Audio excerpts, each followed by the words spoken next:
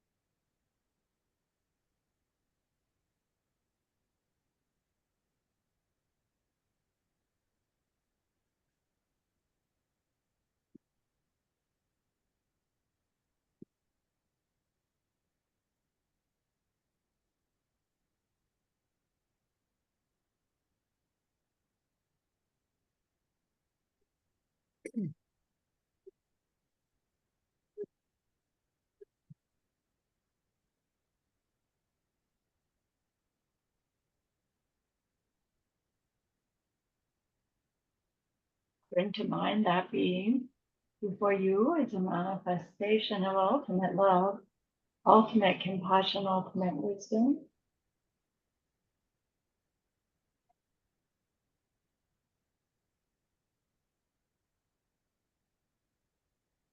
Even there with you, just by way of your thinking of them.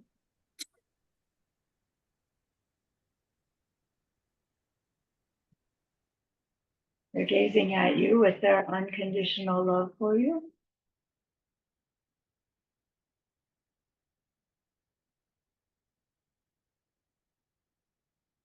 Smiling at you with their holy great compassion.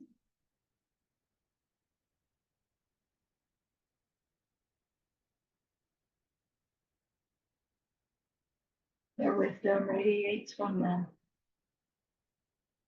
That beautiful golden glow encompassing you in its light.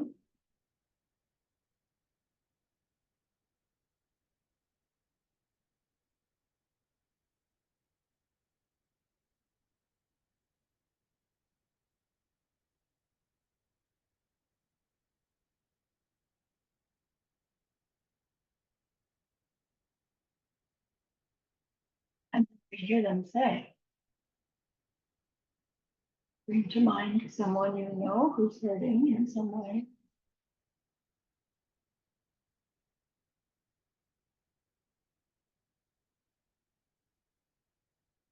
Feel how much you would like to be able to help them.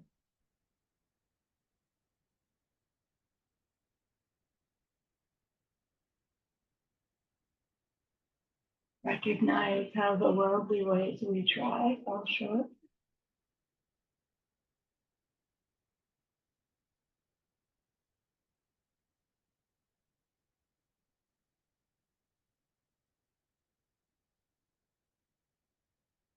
How wonderful it will be.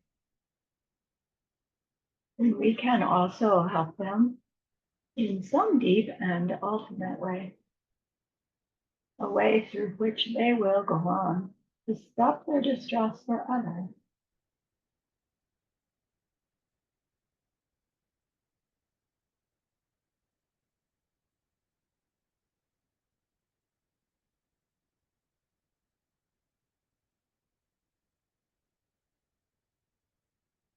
We're learning how that is possible.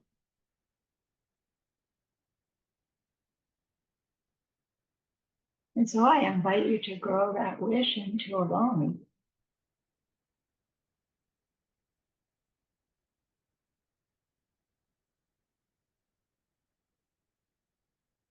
and that longing into an intention.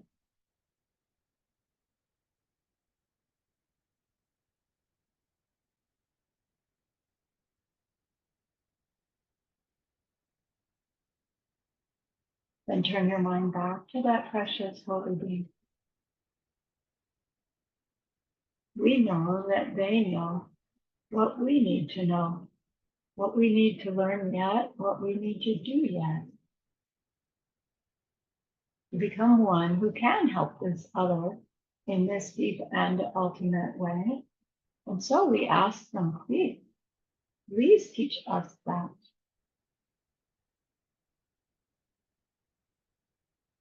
And they're so happy that we've asked. Of course, they agree.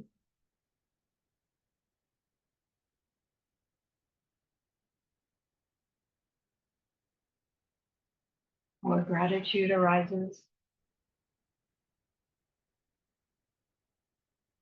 We want to offer them something exquisite. And so we think of the perfect world they are teaching us how to create. We imagine we can hold it in our hand. And we offer it to them.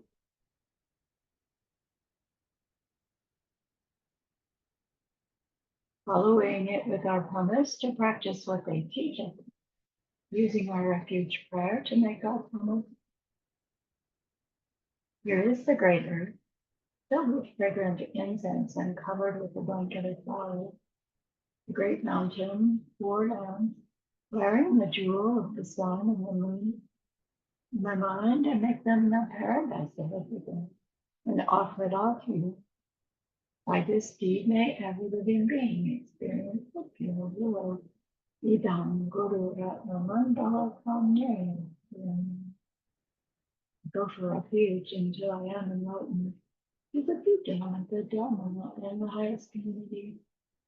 To the merit that I do in sharing this, that we do in sharing this investigation and more, may we reach Buddhahood for the sake of every living being.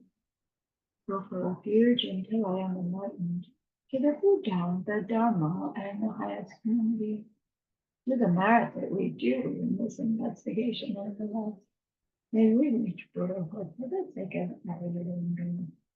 I go for refuge until I am enlightened to the Buddha, the Dharma, and the highest community. To the merit that I do, we do, in sharing this investigation and the rest, may all beings reach their total awakening for the benefit of every single other.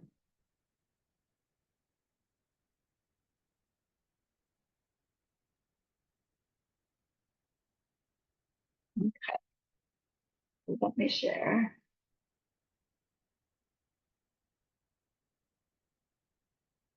What I thought to do today is we'll read our chapter 14. Just read it. I promise to do my list. And then we'll, share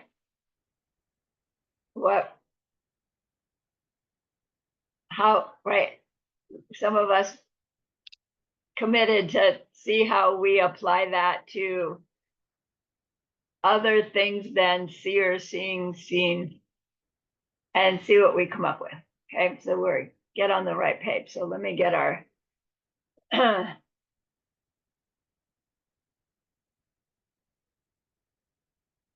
root text up here first.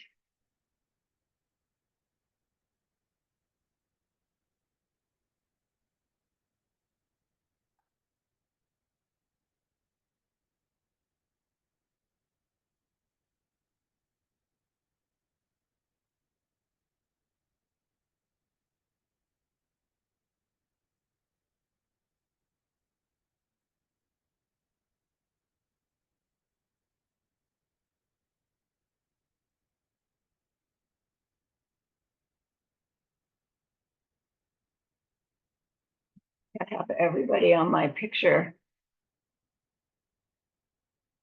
Can get way bigger, way bigger.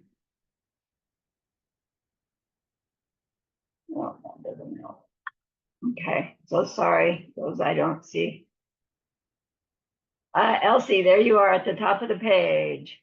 Would you give us the opening down to teenage boy, please? Thank you, Lama. Here I've made a song for you on the very root of the middle way, which I call wisdom. In the language of India, this text is called Prashnamrama Mula Madhyamaka Karika. In the language of Tibet, it is known as Uma Sive Shiklojakashra. In English, we call it wisdom, a song on the root of the middle way. I bow down to Manjushri, the glorious gentle voice in disguise as a teenage boy. And Joanna, 1.1. Thank you. I bow down to that highest of teachers, to the fully enlightened one who teaches us how to reach that peace where our fantasies about how things exist are put to a final rest.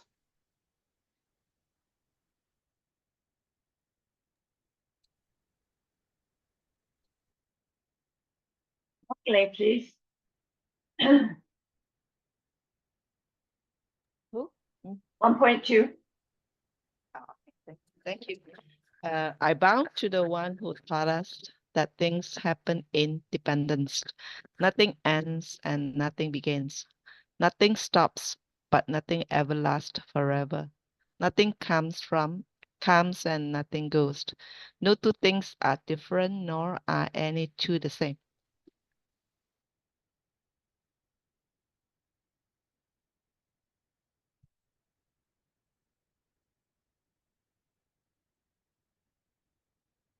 And Pauline, 1.3, please. Sure, teacher. Nothing grows from itself, nothing grows from something else. Nothing grows from both, and nothing grows without a cause. There's nothing at all that grows at all.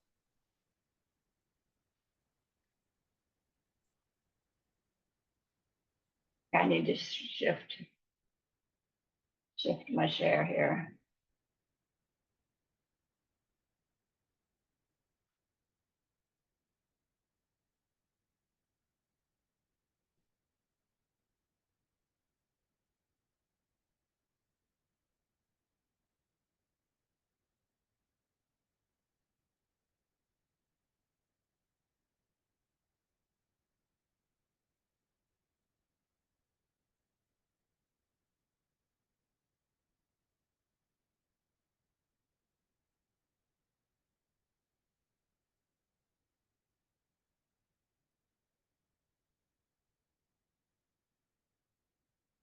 So remember chapter 13. The conclusion of chapter 13 was, okay, I must be empty of self-nature because I appear to do things. The beginning of chapter 13 was, I have to have a self-nature because I do things. And Nagarjuna quoted Lord Buddha that said, all things are deceptive. Anything that does thing is deceptive. And then we worked through that. And the end of the chapter, we were supposed to have the conclusion. Okay, I must be empty of self-nature because I appear to do things. Because of experiences, me doing things, I can't have my own nature. And maybe we followed chapter 13 along and got a glimpse of that conclusion. And our Kachik goes, yeah, but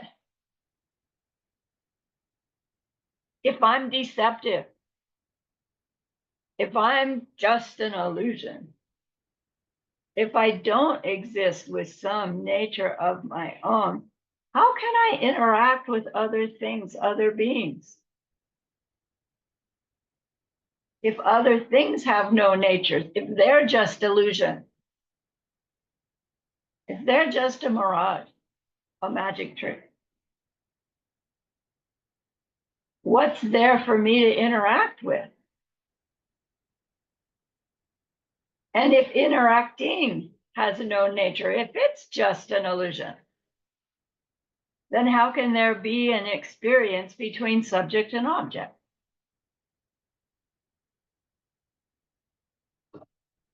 And we get this analysis of touching, right? Literally touching, but really, how does anything touch anything else? And we've done it before.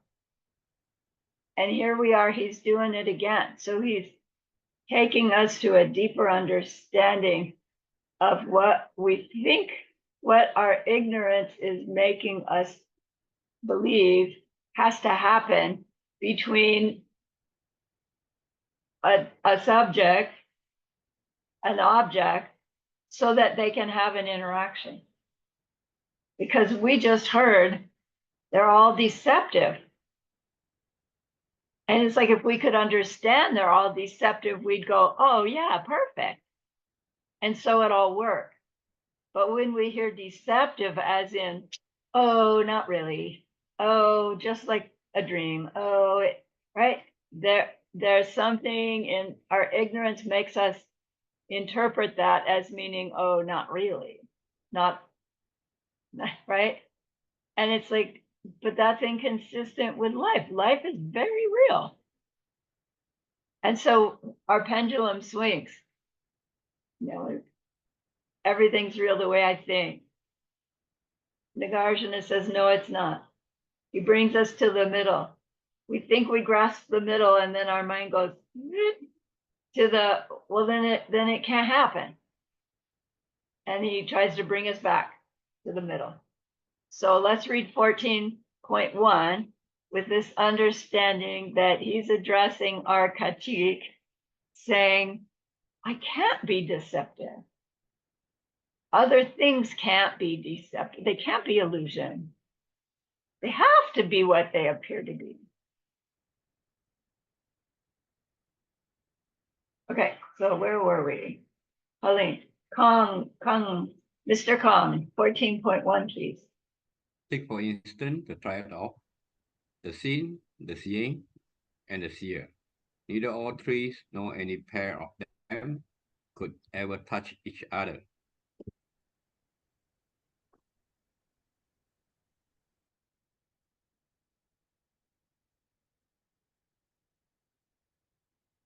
Roxana, please. Yes, thank you. Good morning, Jordana. It is the same for instance of desire, desiring, and desired. The same for the rest of the afflictions, and the rest of the gateways too, for they all have these same three parts.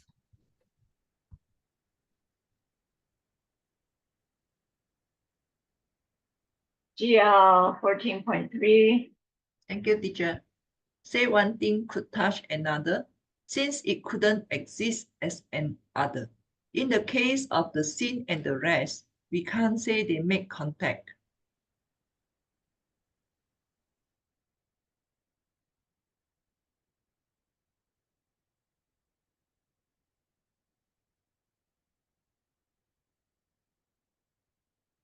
Janet, I don't see you on my screen, but would you like to read? And this not only holds true in the case of the seen and the rest by themselves, but in any case where two of them are taken both together, it would be mistaken to say that they were separate things.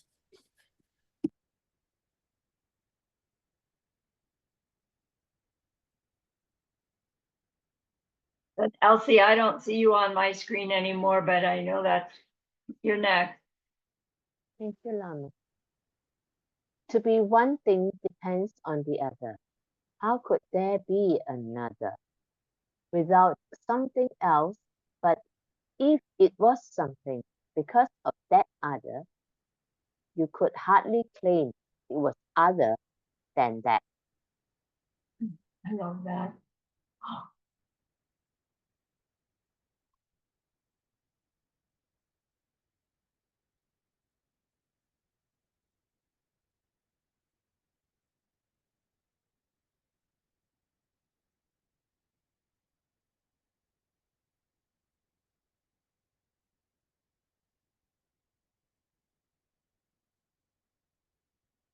Okay, I said I wasn't going to comment.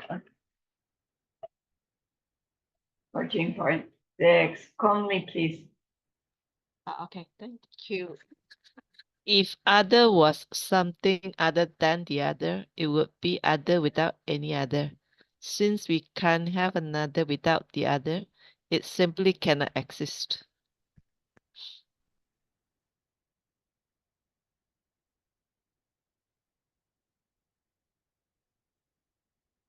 Right?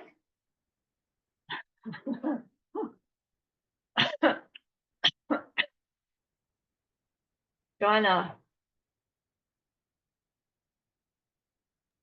14.7. You don't get an other by having another, and you don't get it without an other either. If you cannot have an other, neither it nor another could ever be.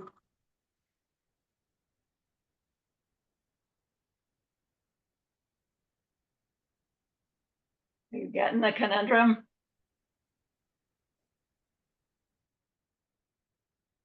Your dilemma, is it because they're empty?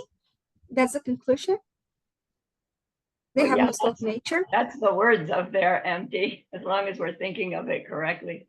Yeah, but they don't have any self-nature. That's what it means? Or Right, they're totally interdependent. okay. It's so slippery because we say, okay, things exist by dependent origination, meaning things depend on other things to be the things that they are. And we go, yeah, I get it. But we're still somehow holding that to mean that there are these two separate things that interact with each other to make the third thing. And he's saying that dependent origination, it can't work like that. But dependent origination means everything depends on something else. But it doesn't depend on this thing coming together to make the third thing. It depends on something else than that. Dependent origination means everything depends on the projections of the perceiver. But even that, doesn't there have to be the perceiver making projections that they mistake as perception? All right, and there's the perceiver and there's the object of the, it doesn't, we're in the same conundrum. Because even as we say, yeah, it's all projections, we're thinking there's a projector projecting an object, and somewhere inside there is the deep conviction that those are three separate things coming together.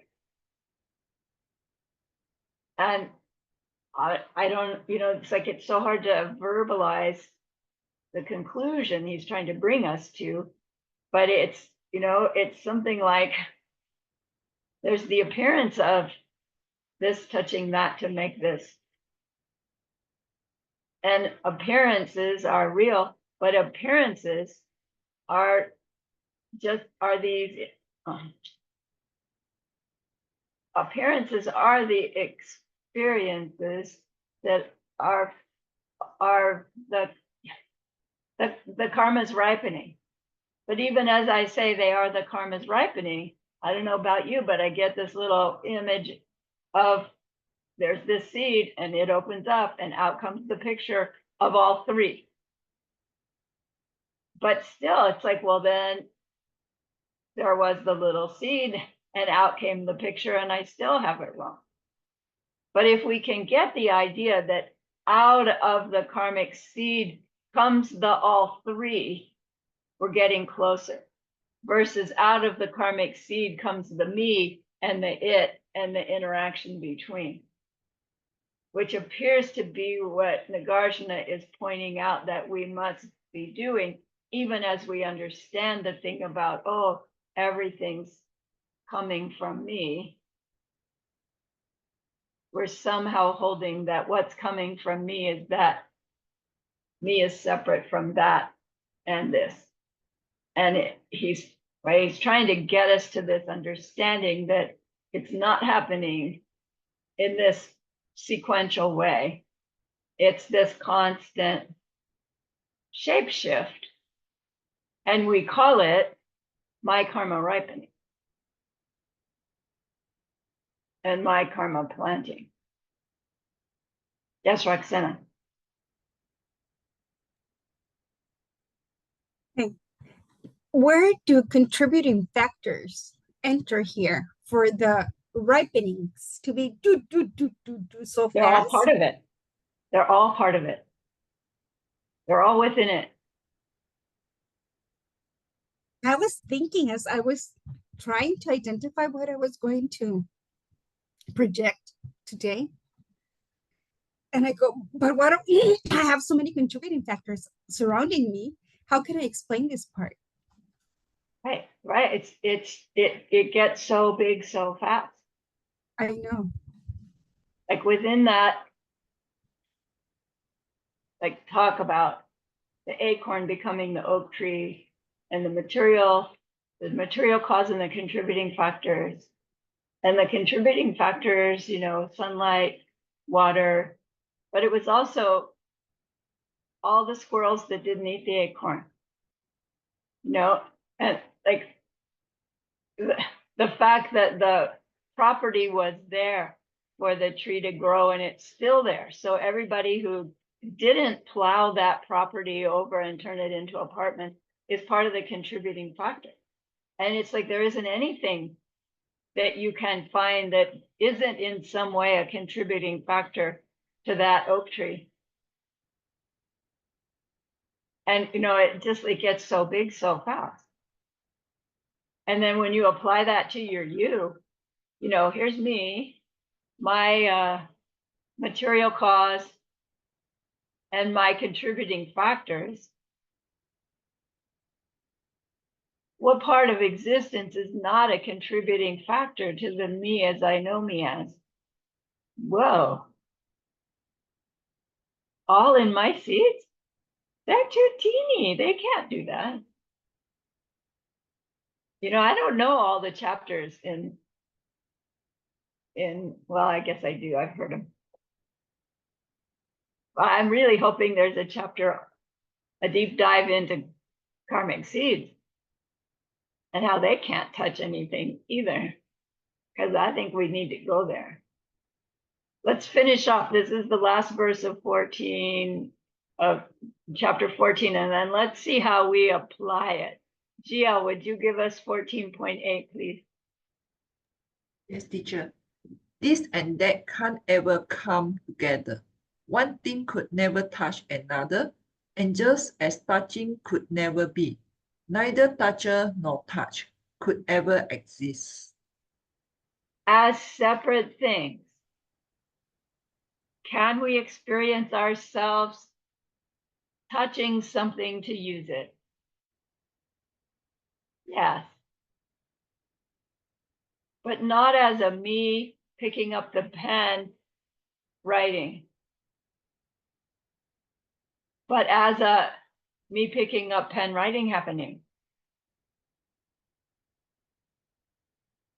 So he had said in his second verse, and all of this can be applied to the mental affliction, the keeps, I forget all the things he said, but the implication is to everything and anything. But remember where we started.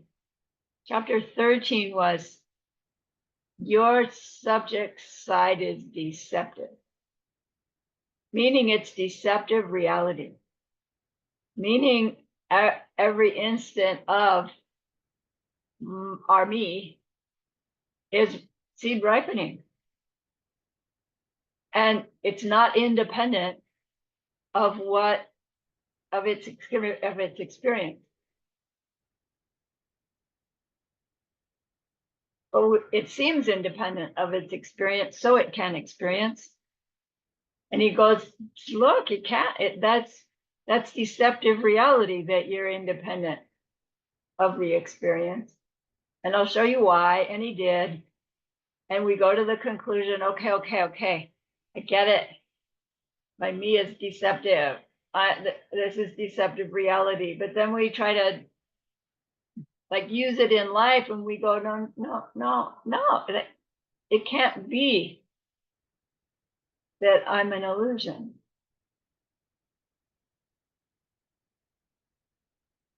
Because I interact with other things.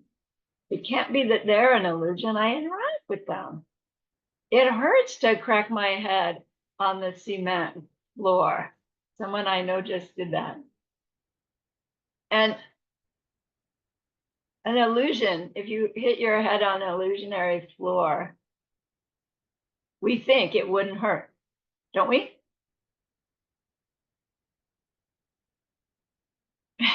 Kung Lee's not quite sure.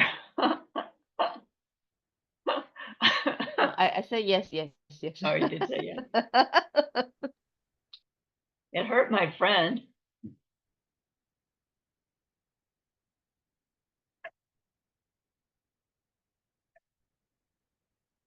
So is Arnie and Nagarjuna saying my friend's head never actually hit the floor? I don't think that's what he's saying.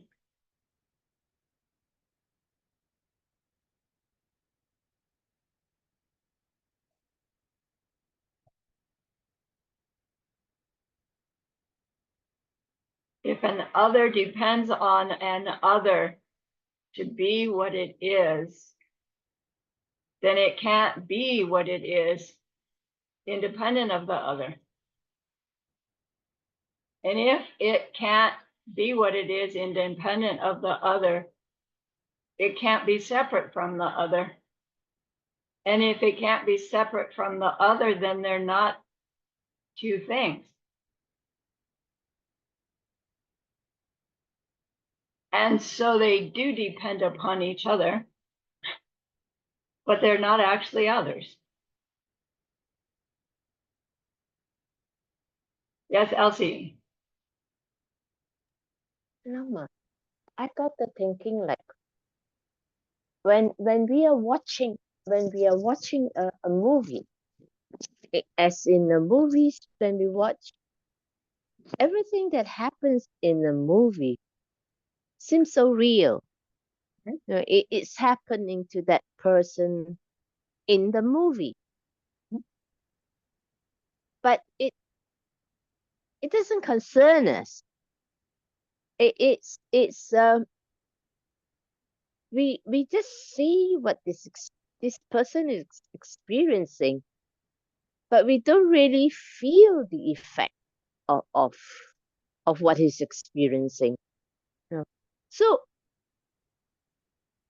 each of us has our own movie. My way of thinking is each of us has got our own movies running, and sometimes the characters in our movies we sort of intercept. That's how we get to feel what the other person feels. So our life is actually a continuous movie, and the effects of it and how our story goes is very individual. So there is, as it's mentioned, there is no instance where there is a touching, because the touching is the person who's experiencing it, and not the person looking out or looking in from outside.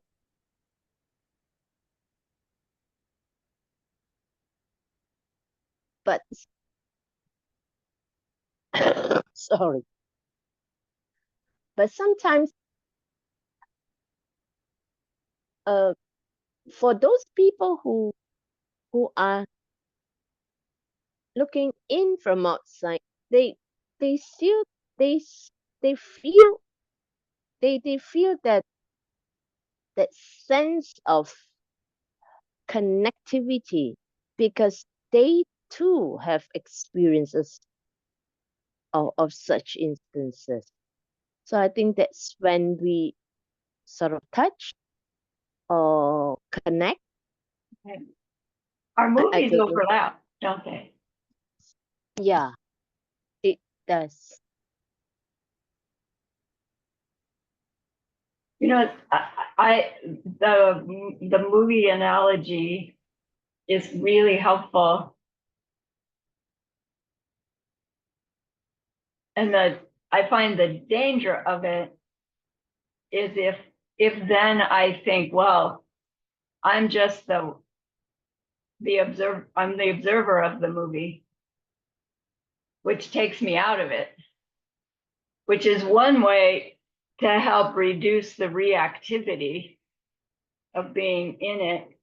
But that there's a danger there of like disassociating and like using the teachings to say the teachings are happening for all of this that's going on around me, but I'm somehow separate from it, even as we're thinking we're understanding it correctly. So in the movie analogy, we're not the watcher of the movie.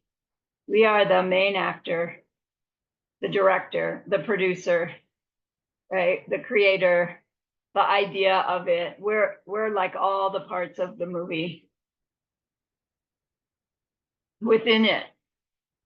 But it is a movie in the sense that if somehow you could become aware while you're in it of it being a movie, you would see that the front of the house is just a facade and there's actually nothing behind it until you get inside. And then the whole room is a facade, right? A studio. And there's nothing behind it until you get there. And then that scene's happening.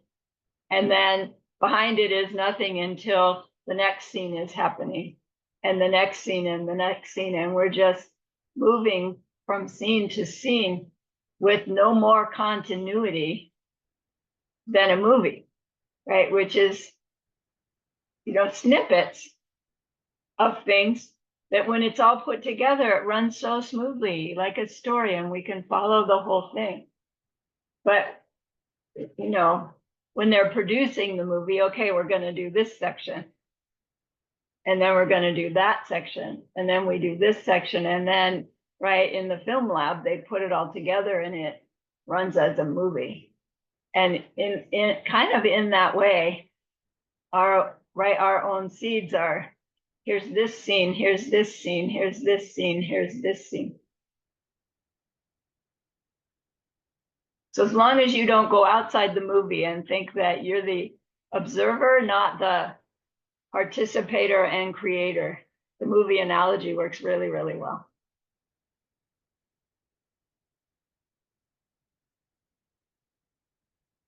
Yes, Pauline. Teacher, may I explain my understanding? I don't know if I got it correctly or not. Yeah, lay it on it. From what I understand by listening to the recording, it says the same thing again over and over. The three parts, which is the seeing, the interaction, the seer, and the being seen, the thing which is the object, does not touch. It's just like when we bake a cake. When is the time when we start baking the cake? By the time the cake is baked and then there is no baker and things like that. So in a way, yeah, I understand why you say it does not touch. It may seems like I have to be there first for everything to happen. And sometimes it's like you need the end result, like the object, to feel that the whole thing is being is completed, the whole process. So I feel like it's like when teacher mentioned the three spheres, it's like every single projections we need the three spheres, because it's like we need the subject, Okay, I take myself as an example. I'm in the projection as well. Okay, and then the seed that I planted based on my behavior will be the dependent origination. It's like when we have an angry boss, maybe LC is there, JL is there, myself is there, but three of us have unique experiences, you know, when the angry boss is yelling at us, because the seed that opens dependent origination means what seed I'm having, right? Yeah, so I may have anger seed, then I feel angry towards the boss. LC may feel like she is about to resign and she think it's a good opportunity, take the opportunity when the boss rails at her, and then she's happy because she gets to resign with an excuse. Yeah, things like that. So when teacher mentioned that the three spheres is interdependent, I understand you need the three spheres to have a projection. Am I right? Right. In that sense. So it's like interrelated, interdependent. So you need the three spheres to there to have a projection. And You when don't teacher really need them. They are there. they are there. Because they were there. miss. Yeah, you have to have three of them to have a projection. Yeah. So things are happening, but in not the way that we think. Like we need the seer and the object, the thing being seen, and the interaction between the process where the thing happened. Right. But when I hear you say we need this, and this, my mind is hearing it as, well, then there has to be that thing in it, and this thing in it, and this thing in it. And then I can have a seed ripening, bringing all three of those together. And I know that that conclusion is incorrect. Oh, okay. Because he's saying that you don't have a seer until it's seeing, and you don't have a seeing until there's a seen, and you don't have a seen without a seeing, and you don't have a seen without a seer, and you don't have a seeing without, you don't have any one of the three ever. Yeah, teacher. All we have is all three of this, all three of that, and so can you say that they are separate things if you can never have one without the other two? No. Oh, that's why, teacher, my understanding is whatever Arya Nagarjuna is trying to point out to us is there is no meeting of the three parts. There's no three parts to meet. Yeah. No it's where we are now. Meet. So the only thing there is like the three spheres. You need the three spheres to have a projection? No? Maybe you have it right in your mind, but the words you use make me hear it and go, no, that's not quite right. Okay. How should I put it? I mean, these three spheres to get a projection is something that is happening, but not in the way that we think, where you need three separate things to. There's no meeting. That's what I understand. No, I got it wrong. Is it? Maybe we can say that out of every seed comes the three spheres.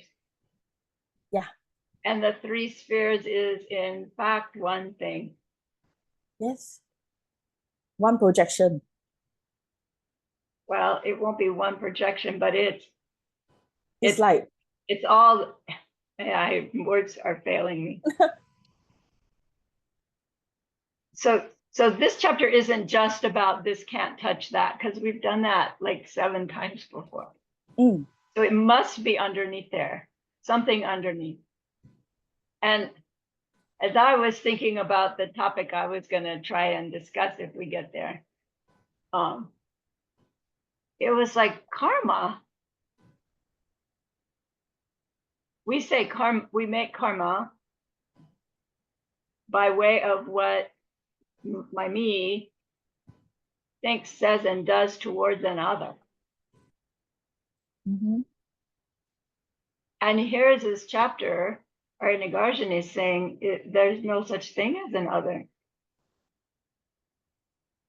Because so what happens to karma as we grow in our relationship with our experiences, that the sense of me, other, interaction between is shifting to all happening. And It's I'm just like posing the question. experiencing I don't think I have an answer, but some's going to shift about the way our seeds are planted. Do we ever become a being that doesn't make imprints and ripen outprints? No, that process is the very process of existence. It can't not happen. But what happens to how we think that process works when we no longer identify as a subject side separate from an object side so that the interaction can happen? Come again, teacher. I'm sorry. Yeah, I'm not actually like addressing to you, Pauline. I'm addressing everybody here. Okay. What happens to what we call karma when we no longer perceive our world as a me and a object and an interaction between? Because we just said that's the process through which we plant our seeds. Here's me, here's the other, here's me doing that to them, plants my seeds. It comes back, them doing that to me, not that them, somebody else, them, back to me. That's how the whole system works. Well, if there's no other, does that mean it's all me? No, because there's no me either. Well, how can you have experience, right? The whole conundrum starts over again, which really is why we take these ideas and cook them in that deep state of meditation, so this new conclusion can come beyond the limitation of words. And then you try to fit words to it, and you keep adjusting until you get them right. So is he saying there's no other at all, implying there's only a me? No, because he said there's no me without other, and there's no other without me. And so where does that leave us? Me, other, interaction between, but not the way I'm believing it to be. So there can be me, other, and interaction between. Projected. So we were saying, so how does this help in the experience of boss yelling at me? Or in the experience of, Key's not starting the car today and I have an appointment in 20 minutes. Do we sit there and go, no self, no other, no appointment, no nothing, who cares? Not very functional. Well, wait, things don't function anyway. What the heck, right? Do you see where the conclusion could be? It's like, okay, Nagarjuna, who cares? Doesn't matter. I'm just going to eat chocolate and sleep all day. Wrong conclusion. So same for instances of desire, desiring, desired. Same for the other afflictions also. The one with pride, the object we're being prideful over, the experience and however that goes, right? Any mental affliction means state of mind where we're not peace. And then even the gateways, anything we hear, smell, taste, touch.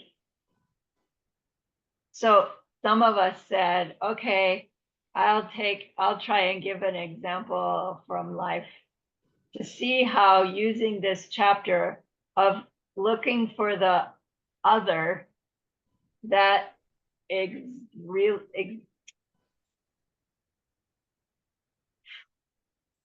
establishing how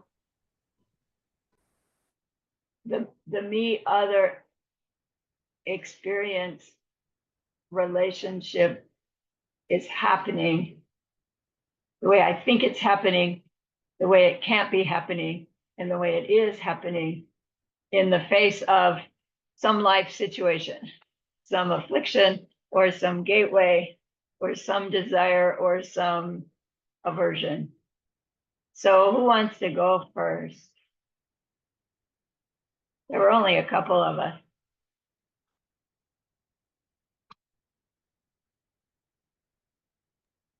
I try second, please, so I can be more awake. You want to try second? All right.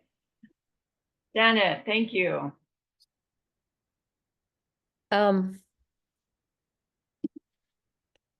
So I guess I was looking at relationships. I thought about my significant other, but I have other relationships. I have like a teaching experiences, student, teacher, and then I have like family relationships. So I think I'll put all the personal ones aside, my family and my significant other. And then I have the teaching experiences. And there's a fellow in my Tai Chi class, and he's had complications from triple heart bypass surgery. And I keep wanting to help him. Maybe he should stretch, maybe he should eat. And then I think about this class and how things don't really come from there. Like you can have the chemical reasons why that he had the heart disease, and the chemical reasons why the drugs and the kidney dialysis when he had it, and the prednisone now for his arthritis are working. And actually the prednisone is not working. So he had inflammation and he took it and he doesn't know why it's not working. And of course I wanted to chip in and say, well, it's not working because, but then, this class is like, well, no, there's like these other factors. And so we're all together. There's a translator of the text. He translates books, and we learn from the books. And with Tai Chi, there are different families. And there's the Wu, the Hao, the Yang that branched off from Chen. And I do 3 of the families. I don't do all of them. And the translator does all of them. And it's correcting corruptions. The Chen form is the original, but it is more corrupted than the others because it wasn't documented as carefully as, say, Yang. There are 2 or maybe 3 books, and the main one is very difficult to understand. Doesn't this sound like Buddhism, man? Doesn't it sound like Buddhism? I mean, seriously, there are all these different families, and then like they all branched off from one, and then Nagarjuna is trying to correct, somehow the Abhidharmas got it wrong, and we are like learning from them, and therefore are we getting it wrong too? But isn't it part of the teachings? And but is it our karma that there's been this original teaching and a corruption? Was that part of our karma that we weren't supposed to get it right, and then we have this correction? So I'm not really sure about all this, but I'm still like trying to suggest that, Jack reduced his intake of dairy and that he stretched, and I'm still going back to these basic wrong teachings. And in some ways what I'm doing is gossip too. And then, I could think, well, I could just not say anything at all and just practice. So I'm tied in together with this group I'm with, and this is kind of what I see. I think it's a lot harder with my partner and my father. It's not impossible. So my partner, I'm always sort of like pushing him away or pulling him towards me, and the reasons for are that. And I mean, a lot of it has to do with how tired I am. And I guess a lot of the Buddhist communities say don't do too much. It's not good. The teachings say don't do too much. And that'll give you a better chance of actually practicing what you're learning. I mean, it seems so simple. We're not supposed to say anything when we have our partner in the kitchen, it's better just to listen and not say anything. But I mean, I really want to say something to him. And I do. But I guess getting back to what I see, as far as like the others and myself. So I have this man that's in my life, my classmate, and he's not doing really well. And so I really want to help him. And I think that maybe those people, the people that are the weakest, are the ones that are most vulnerable, and they're the ones that you'd want to bully the most, that you're the ones that you'd want to help the most. Whereas the translator, the teacher, he's unlocking the information just like you're unlocking the information. And maybe you're not translating, but he's translating and unlocking it. And then when I push with him, I'm not as aggressive, I'm not as bullying. So I feel like I come towards the person who's unlocking the information differently than the vulnerable person. Nice. So I see all these dynamics too. And so can you then like include another little perspective in there of how, like you just said, you act differently towards the two of them, and that shows that the you in the moment of interacting with the translator is dependent on interacting with the translator, right? The way you behave with the translator depends on the being there with the translator, and the you that's there with the classmate depends upon the classmate. Right? Do you see how the three all come together? It's not the same you interacting with them as interacting with, right? It's not the same you interacting differently with those two. It's actually a different you interacting because the you depends on the them. You're a little different with those. I mean, two. I feel like the translator sees things that I don't, and he sees that I maybe was bullied and I want to bully Jack. So when Right. he pushes with me, he tries to have it feel friendly, and it's a learning opportunity. And you don't just see all those opportunities and go for every single one of them. Right. And then with Jack, it's also me as a teacher. It's a learning opportunity, but I see all the opportunities and I see how vulnerable he is, and I'll tend to sometimes just go for all of them. Yeah. Really bad. And he's injured now, and he's not coming, and I wonder how much I have to contribute to that. So it's something, and it's gossip, because that's his own, from his side too. It's his own seeds why these things are happening.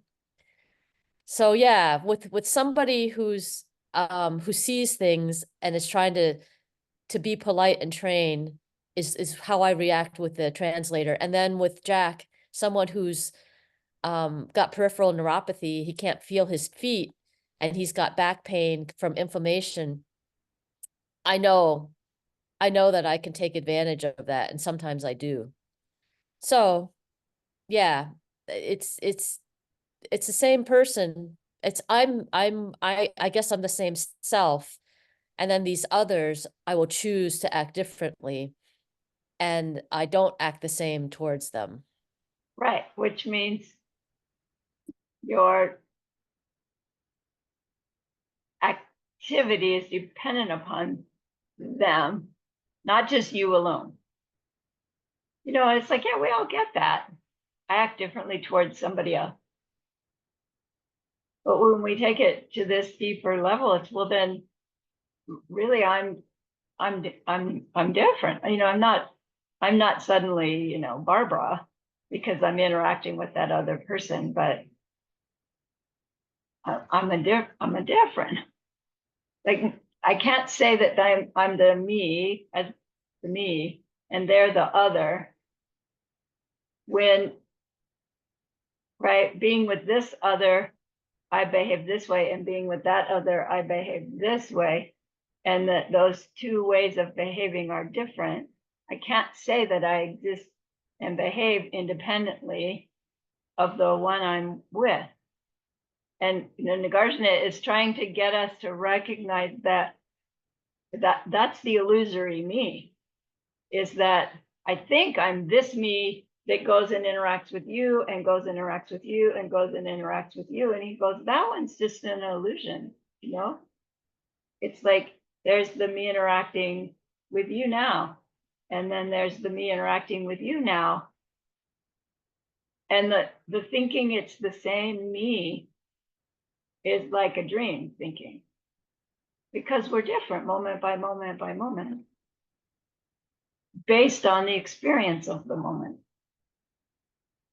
So he's trying to help us get to this interweaving of self and other through which we establish me versus you, right? If we didn't have that, we'd all be one big blob. And that's not, that's not experience.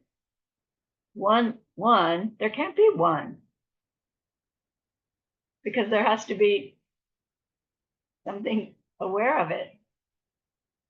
So, yeah, great. Nice example of. Well, I have wondered if we all had the same skill levels, if we all were on the same page about emptiness, say, then the playing field would be level and we could treat all of us the same. And I don't know if that's true or not, but my experience of the world is that we're not all on the same level and that you can't treat everyone the same. And that this is some sort of autistic fantasy that we could be like on a level playing field. And I just have to deal with it, that in society, you have to like navigate and you have to talk to people based on where they're at and be nice to them no matter what. And it seems like a way too much work, but it seems like You're funny. Too much work to stop the suffering of the world. I'll do it next life. Plant your seeds now. Nice. Gongli, you have a question for teacher Janet? No, I dare not say so. But talking about relationship, maybe I can share a little bit of mine. You see, actually, I have been from a very big group of family. You know, my grandmother's side is about like 100 old people. You know, and yeah, very close to each other. And even now, you know, my family with my mother, because I'm still single and then I'm still with my mother, is 10 over people. You know. So, I mean, very close to each other, and then we still have like, you know, every Saturday and Sunday we have dinner together and things like that. And then, you see, I mean, relationship is one of my biggest challenge since last time until now. And then the thing is that, you know, I use a method, you know, where the first thing I do practice when I read this one is my own angle, you know. So and you know, before I can start with my family member, and then I start with outside people, you know, because I don't have to see them 24 hours, and you know, so I start outside. You know, I train myself, you know, with that fellow, you know. So if let's say I don't want to see them, and then I just you know, leave it aside, and then and until like I can you I kind of like have some fundamental, you know, myself within myself, then I start with my family member. So and then I choose, you know, the member who I think I can handle. I know the first person I use it is my father. So and then slowly from there, and you know, step by step, so I think it's improved. I mean, yeah, yeah. Really. A lot of people. And it's kind of very, very interesting. Every people have a different characters, you know, so I have to like, you know, okay, and but I still use the same, because really every person has a different mentality, and then they think the level, like just now Janet say, you know, our thinking is different. And I'll see that who is closer to me, like, you know, my nephew, I told teacher, he joined the class for ACI, and then, you know, I feel that he can take it, and then I invite him in, and then, following on with my sister and things like that, slowly, step by step. But I think it's a good opportunity for me, really to use the wisdom in, people around me. I think it's a kind of like that so many resources for me to use it. Hey, You, you're yeah. in a perfect position. What, It is what really. would it be like? What would it be like if one were aware of how the other person was perceiving you as you were aware of perceiving them? Oh, okay. Does that help us interact with them in a more meaningful way? Oh, okay.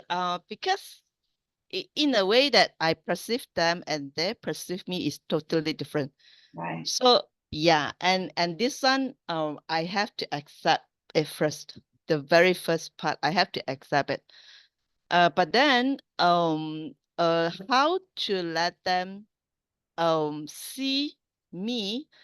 That's why I need to use wisdom. And then I always like, on and off, and then on and off. I would tell a little bit or share a little bit, the pen story, and then the most useful way is to tell the pen everything from us. So it won't be wrong. It won't totally be wrong, because if, let's say, everything from ourselves, I see you and he see her is totally different, is correct. There's no problem with it.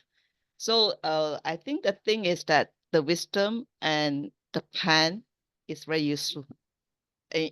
For whoever, the fundamental, the layman, and then the pen is a very useful thing before studying. Yeah. But Janet pointed out that we can have this mindset of thinking we know what they need, and so my bodhisattva me is supposed to tell them what they need to do, because I know better, and they obviously don't know because they're in that situation, and we're trying to impose, right, what we know to be true on someone who has not asked. Yeah, agree. And so, when somebody imposes on us something we have not asked for, how do we react? No, just don't give any. I mean, my experience, don't give respond to that one. And about the things that we know and that they don't know, to me is, if, let's say, they're still not ready to accept it, just leave it. I mean, because the level of understanding and then the acceptance wise, everybody is different. So you cannot force them to learn. Okay, come, this is the correct way, you must learn. But they don't accept it. Anything you say, they won't accept it. So I remember going through a phase where it was, well, you're just having trouble because you don't understand, wisdom and karma. And let me show you wisdom and karma, and then you'll understand and you'll know what to do. And it was like your problem. What am I trying to say? My solution to your problem is you have to change. Right? Because I know how you should change better. Do you see what's wrong with that?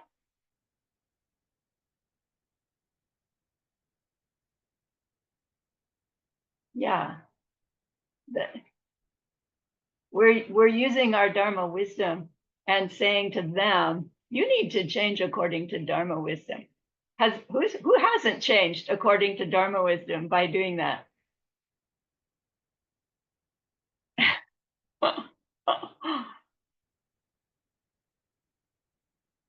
They call it using Dharma as a weapon. And it's a common phase when we first like get some kind of conviction that what we know, is really helpful.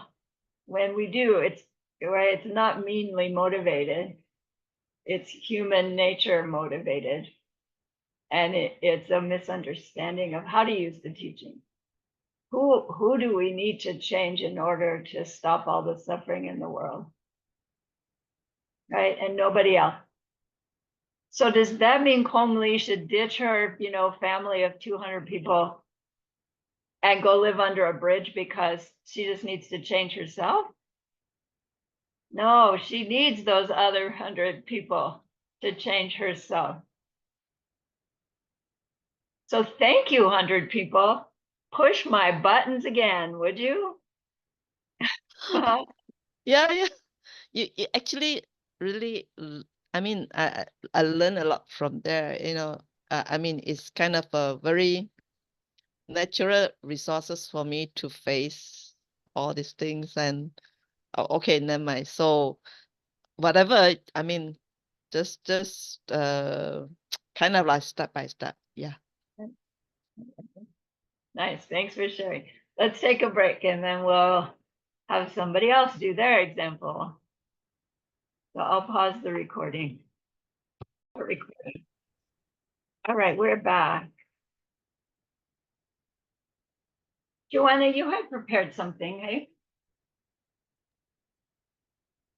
I can share. If All right. Roxana, she wanted to go second, so I Okay, don't want to interrupt your flow. Roxana. Roxana, you want to go? Yeah, And sure. then Maddie I has mean, something. I can be last. I just didn't want to be the first one because I just had woken up and it takes my brain a little bit more to warm up to get the ideas a little bit more clear. Okay, Joanna, you go for us, would you? Okay. Oh, So wait, even who else has one? So I know Joanna has one, Roxana has one, Natty just said one's popped into her mind. Is there somebody else who prepared one?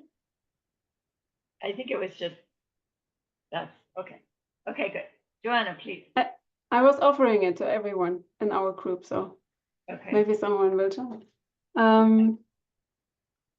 I went in a completely different direction. As I had sent you an email, when you said some recurring theme in your life, try to take these 3 spheres. In my mind, it suddenly popped up like there's doubt coming every now and then in my mind. And I try to approach, where is it coming from? How real is it? By just taking Nagarjuna's verses and trying to explore. So I took me as the doubter, kind of. I took your suggestion, the trigger, so something that triggers my doubt. And then, of course, the doubting itself, so the interaction. There's, things happening.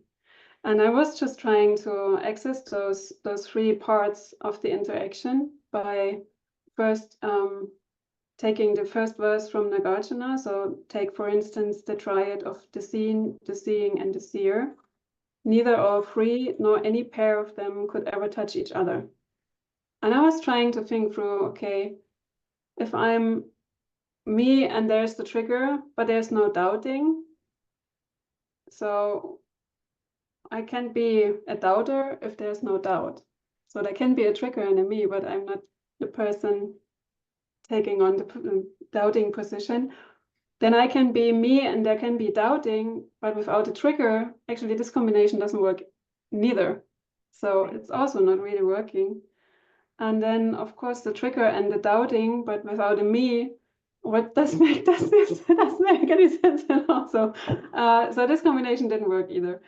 And then I tried to think about, okay, what depends on what? And I thought, like, does the doubt depend on me? And actually, I have to say, I'm Kachika. I think yes. Of course, it's depending on me. Then I was asking myself, does the doubt depend on the trigger? Somehow there's also a yes. Yeah. So it only comes up if there's a trigger. Does the trigger depend on me? Yeah, sure. because something that triggers my doubt doesn't trigger the doubt of my husband or my son or whatever. So somehow it has to depend on me also. And then I was taking the other three ones, like, does the trigger depend on doubt? Actually, no. There can be a trigger, but they don't depend on doubt. Somehow I couldn't make a If you don't have connection. doubt, Oh. then the trigger of doubt can't exist. It can exist and it can depend on that. Yeah. So this was a weird thing to wonder. Then does me depend on the doubt? No. No, I hope not. But you, when you're doubting, Yeah. that depends on doubt. Mm,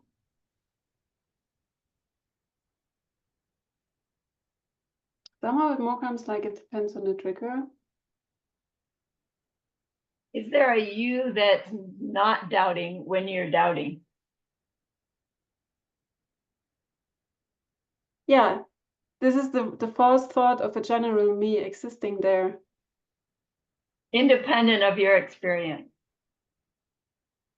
What me is that? No, there's no me without any experience.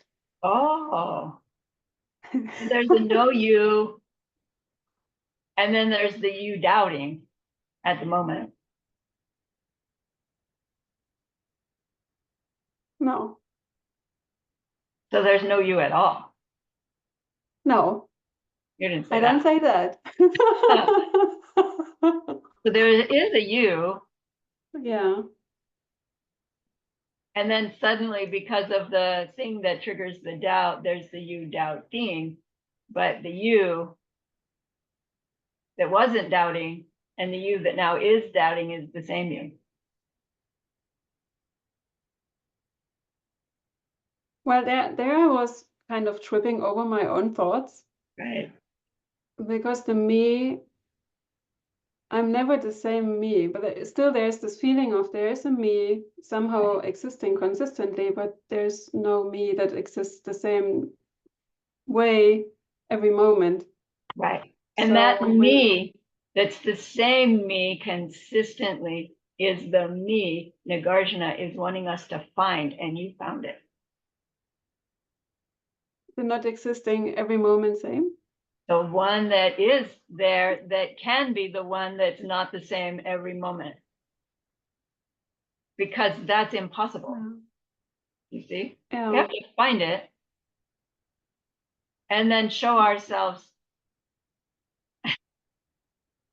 well, where is that? What is that? Will that real me please stand up?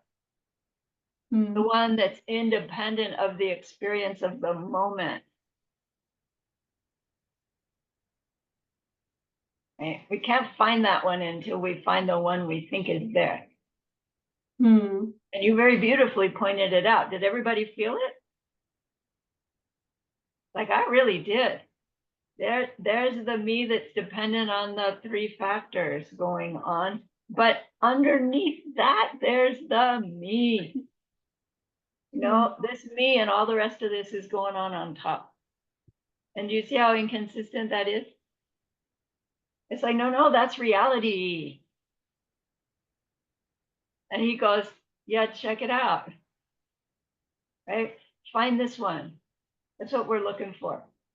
But we have to find what we think is there before we can say, oh, that's not there. Never was, never will be. Don't need it. It was holding me back. It was the cause of all those mental afflictions because from it, I blamed the other for everything. Right? So this chapter, we have to have others to have self, but there's no such thing as self and other without self and other. And so, right? And so, right? So be nice. Like that, the conclusion is always, so be nice. And we're trying to get that connection So we're not just imposing the conclusion, but we really see why the conclusion is always so benign. You know, and then nice according to whom? That starts another story. But so can you say it again? The doubting, the What- doubter, the trigger.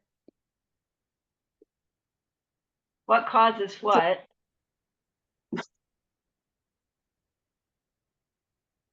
What causes, okay. The doubt seems to depend on me, because if there's no me, there can be no doubt. It seems like that. The doubt depends on the trigger, because if it's not triggered, there's no doubting. The trigger depends on me, because there are several different triggers, but they don't trigger the doubt necessarily, and not for other people anyway, just for me. Does the trigger depend on the doubt? Yes. Then we have, let me see, the me depend on the doubt? No. Yeah, that's where Nagarjuna would dig in with you. I know. Because is there a me Yeah, independent without the doubt. of your current experience? You're saying Yeah. yes, there is. He's saying find it. Yeah, and this is the part where we had already concluded that there's just not every moment, there's no same me every time. So in the one moment, I am not a doubter, even though there is a trigger, but I'm not doubting. So I'm not a doubter at that moment. And the other moment, I suddenly am. Right. So there seems to be a general me changing, because from none to doubting, there is a change. And I Right. think in my Kachik thinking that there's this me making movement, Right. but there's also the me not existing in the way that I think, like in a fixed form. It's Right. always also a ripening of seeds. But the thing is, I have to admit, I can kind of conclude this down steps. So take this construct apart, the pieces. But then when you said last time, let's try to solve the problems together, that's why I was taking the doubting. I was like, yeah, I want to have the solution to how can I get rid of doubt? And then I just can't put the pieces back together in a useful way. I know we are saying it's seeds and we have to plant good seeds and help others, and at least try not to harm others if you can't help others. But it's like, how does this exactly help doubting? It's like, so Yeah. I'm So still if we missing believe a that piece. right, if we believe that the trigger of the doubt is something that is outside of my seeds ripening, we continue to blame the trigger for the doubt. Yeah.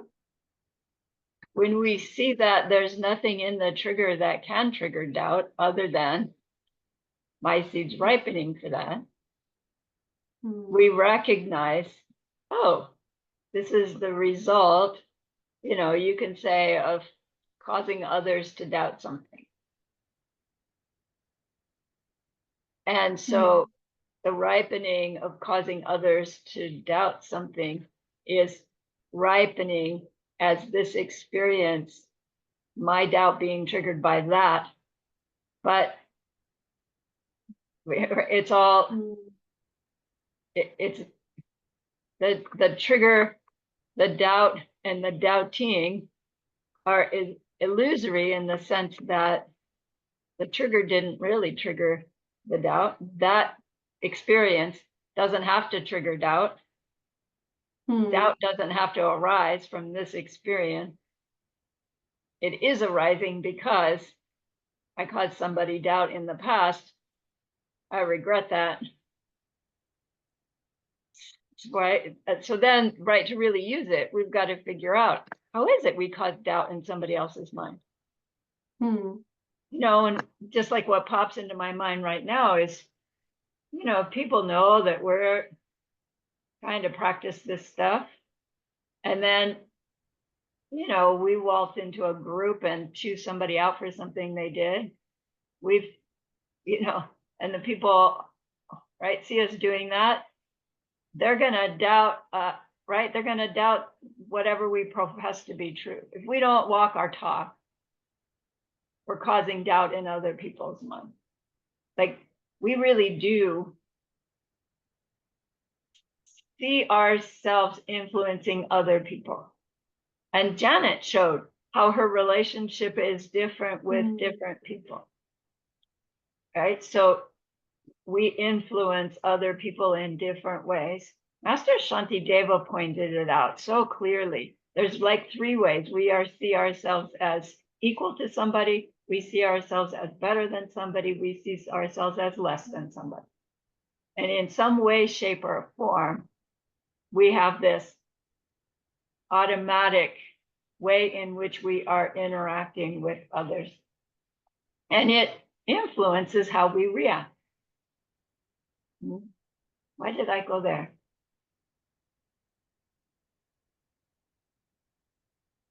I forget, lost my train of thought. But I have a question that fits to that train of thought that you went to. Okay. So, if it's really nice that you bring up Shantideva with these 3 different kinds of levels. So I would think then it would be good to be on at least on same level. So don't feel less, because it's my self-doubting then. Don't feel superior kind of thing, because then I make other people doubt. Right. But in the Lojong teachings, we say that we always should see other people like higher than us, so lower, and it's triggering. You know, this is kind of perpetuating the self-doubting. Like if I try to see them higher, then of course they will also doubt me if they see me acting like I'm less than you. Right. So I will also cause doubts again, and I have to self-doubt. Like, so how to stop that? Right. And, you know, that touches on, you know, my little thing that I prepared, but I don't want to do it. And, Okay. but we'll get to a possible solution to that conundrum. Okay. Of why it Okay. is that Lojong would say, see everyone as higher. Okay. I Okay, will nice. wait. Thank you. Good. Natty, would you share what you had for us? Yes, thank you. Thank you so much, Joanna and everybody, and thank you, dear Lama Sarani. That was a great class. So when I was listening to you about that there is no others and no self, and the story is very recent. One of my Russian friends went to Diamond Mountain to volunteer for the innovation retreat, during the innovation retreat. And she had all the doubts about herself not speaking English very well. And it triggered a lot of other beliefs about herself, not being good enough, and other traumas. And so she was, for a few days, she was in this state of distress. And then she reached out other people. She was able to manage it. And one evening, she was just sitting in her cabin, reading a wonderful book and enjoying it. And the next day, when they, at the same time, they had the 3 days of silence, and another Chinese woman, the participant there, was approached my friend a few days later, and she said, "Oh, I'm grateful for you so much. Thank you so much. You helped me a lot. Thank you." And my friend is like, what did I do? I don't even speak English very well. I was able, what do you mean?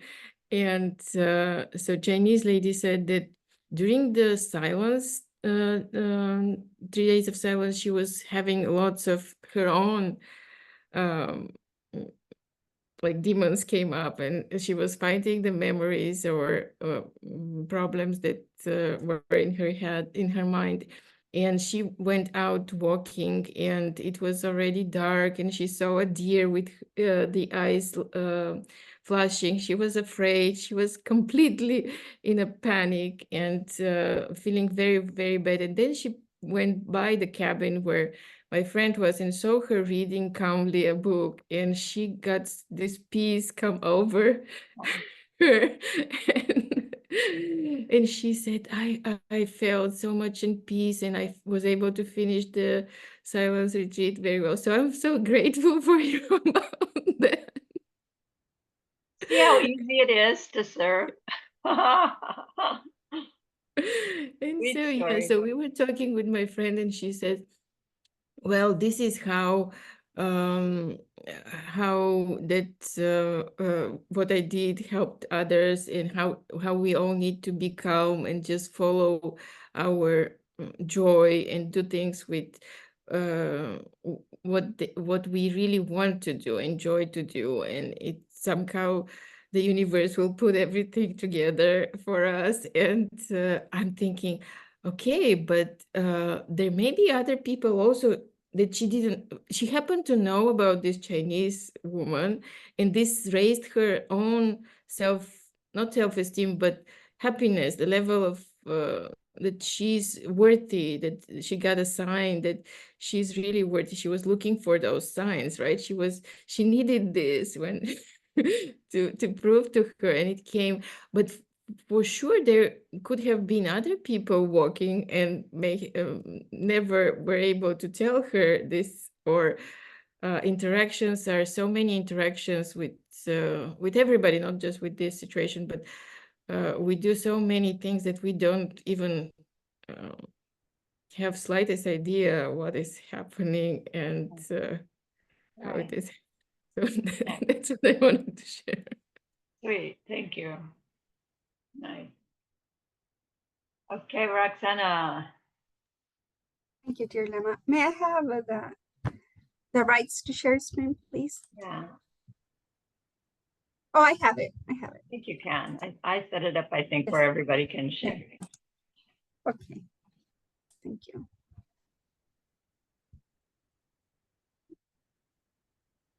You can see it, please. Okay. Do you see it? I don't see it. You don't see it? No. I see Roxana Singh has started. Oh, there it is. There it is. Okay. Yeah, Thank you. everybody else see it too? But not the full screen though. You see the two sides. The presentation preview we see, Roxana. Yeah. Your preview, your own preview. Do you see it? Does that mean I There? have to do something?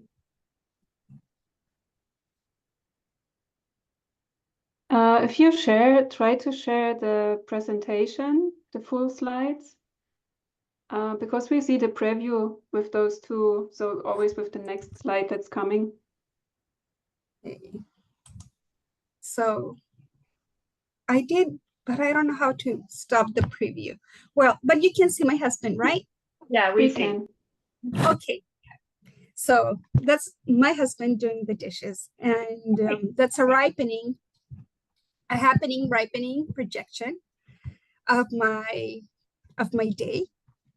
And he was very surprised that I was taking pictures of him doing the dishes. He doesn't know that I was going to use them for my class. But I remember Geshe-la, very often he goes, "Does your husband do the dishes?" And that brought to mind, what am I doing that I'm ripening, seeing him do the dishes, right? And this is a ripening, which almost every single day happens without me letting him know that can you please do the dishes? I honestly don't ask him to do the dishes. So this is a ripening of my past deeds, how the spheres are working together and the contributing factors as well. For me, just to have that image, that projection, and seeing him helping me out in one of the tasks, okay? So that's the object, the subject, in the interaction among them. So well, usually we don't think of empty me, empty interaction, empty object, right? We don't think like that. But this exercise was very helpful because it led me to think, what have I done in the past for him to make me happy to do the dishes after we have finished eating? So probably, I mean, what is triggering this happening moment by moment? What is it that I am planting moment by moment for these things to be happening sequentially, right? So that means that the seeds that I've been planting are for me to be of service to others and making others happy as well. So that's one of the. Now, last class, Lama, thank you for reminding me. You mentioned the empty bird, right? Oh, it was in this class or it was in another class. I get mixed up, but I've been applying because it's the 3 spheres. It's about the same. So I feed squirrels, I feed birds, I feed my husband, I feed whoever I can. So I approach differently. Empty you, empty me, empty piece of bread. May this be the causes of my future enlightenment for the benefit of all beings. And yesterday, a squirrel turned inside the house. Oh, yeah, a squirrel. And I thought, oh, I guess you want to be enlightened too. And I don't know if it's still here in the house. I locked some of the doors so it wouldn't be going around all the places. But I think that this has made me more aware of my motivation. It's not a problem for me to have a squirrel in the house. Actually, I am honored to have a squirrel in the house. As a squirrel coming to your house, right? So it'll leave when it has to leave, or maybe it left already. And but the 3 spheres and how Nagarjuna is trying to make us think, in my stained belief, is to be more aware constantly of our motivation, especially about the experience that I am having towards what I'm seeing, doing, feeling, and all the other gateways that we have, right? So I'm usually very grateful, and I try to be grateful for everything in my life. Okay. And this is my grandkids. Here is Edward. Here's Elena last week. And this is Suki, and this is Stella. They're also my grandkids. And I love having them home, and they love to be here. And I'll have them this December. We're all going to be together, hopefully. And they're my joy. And when we were, a couple of days that we were in Canada, Roxana said, hey, Mom, is it okay if we just leave Elena with you and Dad? because we haven't had a day alone, my husband and I. And I said, yeah, sure, of course. And never missed them. So we had a great time together. And this is Edward, that he stays for us very often because his parents are always traveling or going somewhere. And everybody's welcome. So this is a ripening also of being reliable for others. And the three spheres, in this case, there's no other without any subject, right? So they're part of my past and they're part of my future, as long as I can hold them as a ripening and a happening and the motivation that is the interaction between. So if I want to keep my world beautiful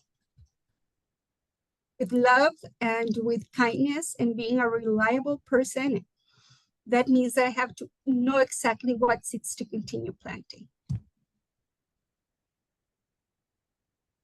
I don't know if it was clear or not, dear Lama. Nice.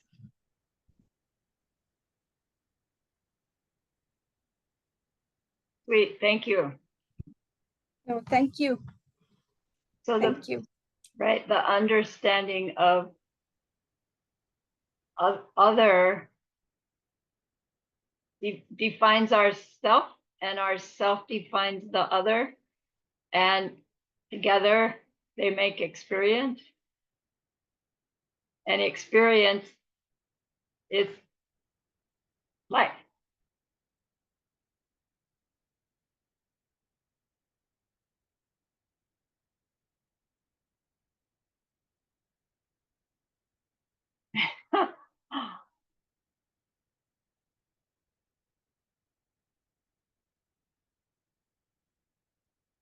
There's some verse that says, what more is there said to be said? Right? And it kind of feels like that. But right, we're only on chapter 14 out of 27. So our Kachik is going to raise its sweet head again. So we still have a few minutes. And so I want to share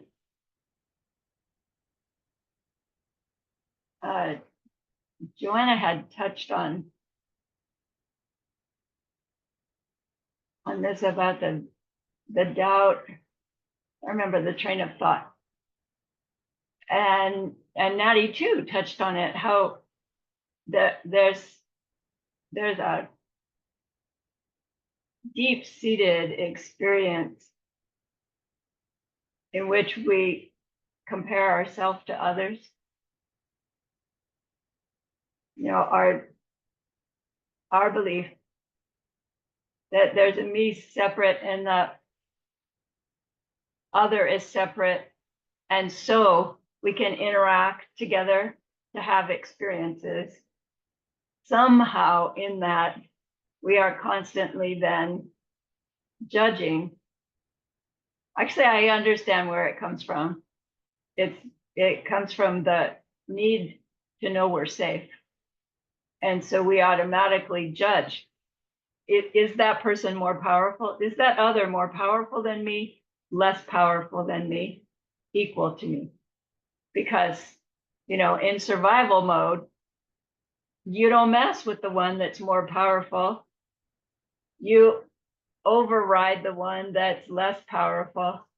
And the one that's equal, you struggle together, right? To be the one that's more powerful, and you work your way up the chain of, you know, monkey troop until you're amongst the top so that you can perpetuate your genetics. Apparently, we are compelled to perpetuate our genetics. I somehow was not born with that compulsion. Thank you very much. But so like our physicalness is somehow built on that, says science. And as a result, for our own safety, the instant we're with somebody else, we do that. And then as a result of that, we know how to interact with them. You don't piss off the one that's more powerful than you, right? You can take advantage of the one that's less powerful than you. And the one that's equal, you compete with. So here's Nagarjuna saying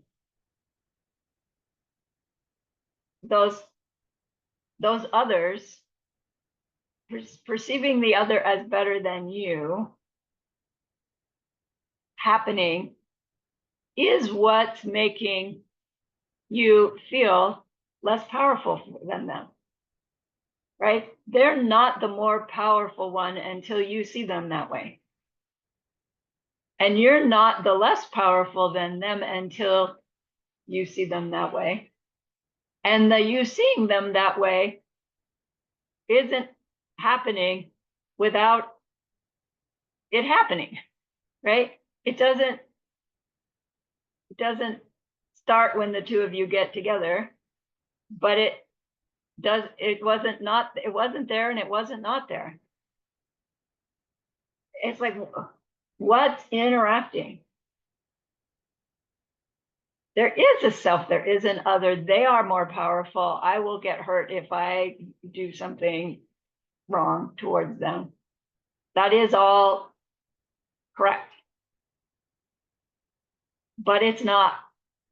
It's valid, but not correct. So if we understand this know them, know me, know without all three going on, does that give us carte blanche then to be the bully over everybody? No. Does it give them carte blanche to be bully over me? It's just my seed's ripening, it has to be. No. It's like, how do we really use this? So I don't know, this little train of thought came to my mind. It's I felt myself comparing myself to others in this, certain Zoom meeting that I was in. And I felt this sequence happen. Comparing me to them. My judgment was, oh, they're smarter, better, prettier, whatever it was, doesn't matter. And then like the domino was them, they're better, I'm worse. So some kind of self-deprecation, very subtle, but there it is. And that's unpleasant. And I don't like it. And I'm blaming them for that. And so my mind puts them down, finds fault in some way to bring them down, to bring me up. And then I feel better. And then the cycle happens again.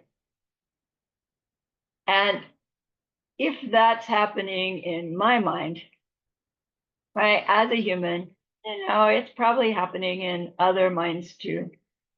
But that's not as important as how do I stop that cycle, right? It's so ubiquitous, really, and it's so subtle. But it's just the domino. And the natural reaction then is to be a little less nice, a little less appreciative, a little less, right? A little less helpful. So how does this no self, no other, no interaction between, except as they all define each other, help me when I'm going through this domino fall anywhere along the way, that I can remind myself, wait, those others that I see are not others. They're my seeds ripening them as others. And my seeds ripening them as others with these good qualities. So where are the good qualities coming from? Me, my past goodness is giving them those good qualities. Why should I be jealous of that? Why should I be unhappy with that? Why should that make me feel less than? I caused them. I gave them those good qualities. I gave them that ability to be close to the Lama, right? It's jealousy. And how do we put the cog in the wheel of that jealousy? Is to recognize, know them with those good qualities, independent of my seeds giving them those good qualities. Wow, good for me. Do I still go, but I don't have those qualities? Yeah, probably. But does it matter? Like, technically, if my good seeds can make other people Buddhas before me, what do I have to do? Right? I just do that. I don't have to become Buddha. I just make everybody else Buddha. Right? I don't have to be a translator. They're doing it. Thank you. I'll support you any way I can, because I can't do that this life. It's really a shift, right, in perception. And I think we hopefully will land, right, a little bit more like Roxana, who has this natural, like, wow factor, right? Amazing. Thank you. Thank you. Thank you. But then when we say thank you, who are we really saying thank you to? Right? Our past me, right? But then it makes it feel really selfish. Nobody's really doing anything for me, really. So who's there to be grateful for? I'll just be grateful for myself. There goes our pride again. So there's this just little difference between gratitude, which still says they're out there, they're being nice to me, and this idea of rejoicing, my good seeds ripening, them with this goodness helping me in this way. Hooray, thank you. Right, just a little twist in how the seeds are being planted. Gratitude for a non-Arya still puts in their self-nature being something that's nice. That's good to have gratitude. But it isn't quite cutting the ignorance of where that kindness really came from. So somehow add the rejoicing piece. When we're in this compare to others, they're better than me sequence, whoa, their good seeds are ripening from me. I made that other with those good seeds. Yay. Right? Yay. May your goodness continue. Yes, Roxana. Thank you, dear Lama. Thank you for sharing. I think that it takes a lot of conscious awareness, what you just said. For example, yesterday that I was listening to your talk, the thought that triggered was, wow, I've known Lama for so many years, and I'm just listening to part of her story. And I thought, wow, it took years for a seed to ripen for me to know more about her. Right? And it was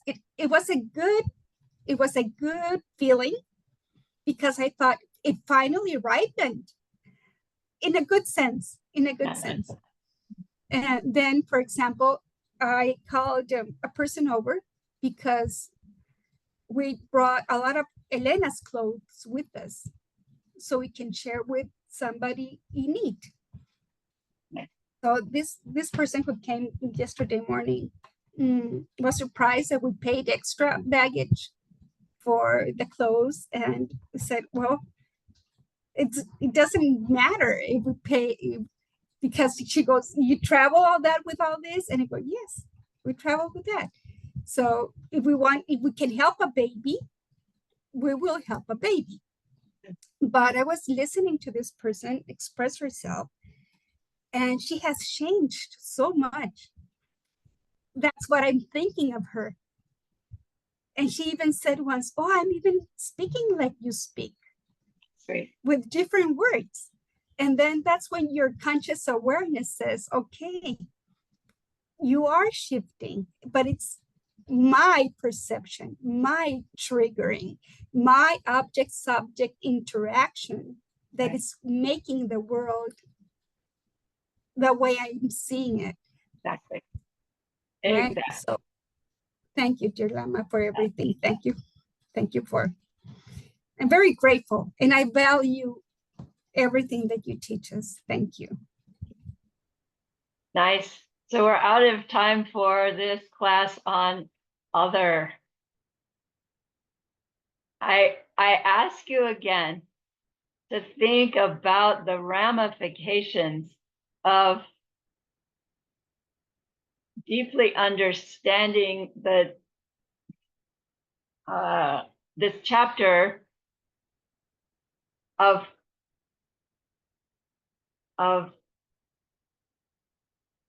other. Other defines self and self defines other. More about identity than touching. And then like what happens to how the imprints are imprinted when we understand this other, this relationship of the accurate relationship of self other interaction between. How's the imprint going to be different? And let's start next class with a little discussion about that. What do you think? Right? And then I'll do my homework. I'll prepare chapter 15 and we'll dig into 15. Okay. So Wait, remember that person what was the homework? I'm sorry. The homework is about how does the imprint, karmic imprint differ when we understand this more accurate relationship of self, other, and interaction between. Thanks. So remember that person we wanted to be able to help. They are real, their pain is real, and there's no other. And so what we've talked about, what we're learning, we will go on to use to help them stop their distress forever someday. And that's a great, great goodness. So please be happy with yourself.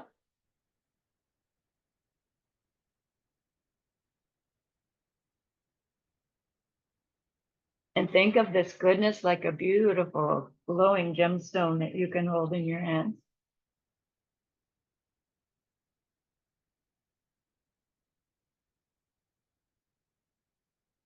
Recall your own precious holy guide. See how happy they are with you.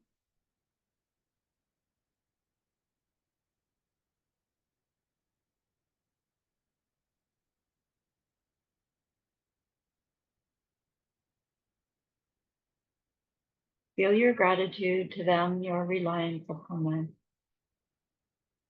Ask them to please stay close. Continue to help you, inspire you, lead you. And then offer them this gemstone of goodness.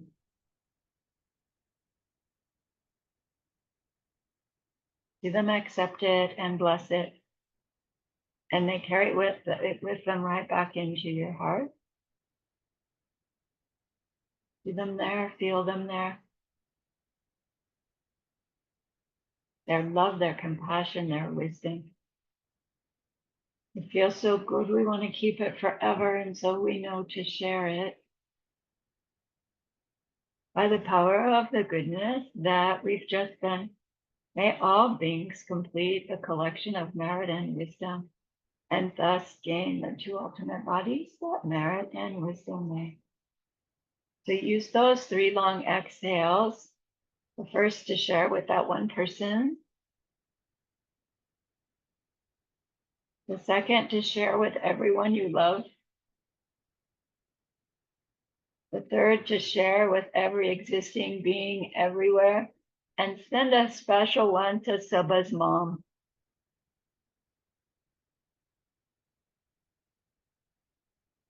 And see them all filled with happiness, filled with healing, filled with wisdom. and may it be so.